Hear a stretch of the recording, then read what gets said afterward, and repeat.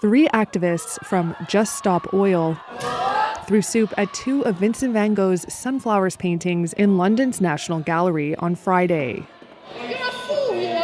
Just after two members of the same group were sentenced to jail time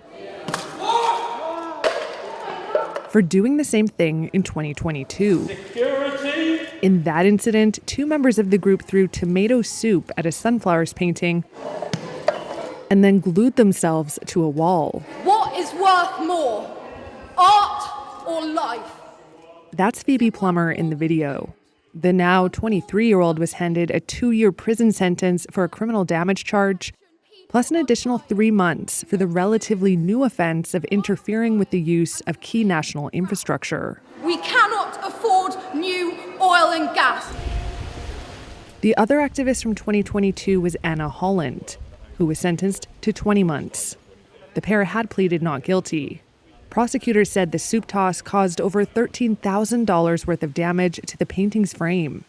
The work itself was behind a protective screen. It was undamaged and went back on display the same day.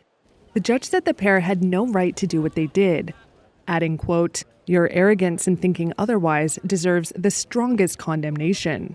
Plummer said she was being made a political prisoner, an assertion that drew a critical rebuke from the judge. There's been a wider crackdown on protest movements in Britain and across Europe. In July, 5 members of Just Stop Oil were jailed for at least 4 years for conspiracy to block London's M25 highway.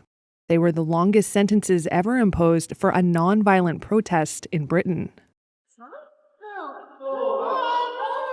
Friday's soup throwers targeted one Van Gogh painting owned by the London Gallery, the same one struck in 2022, and another on loan.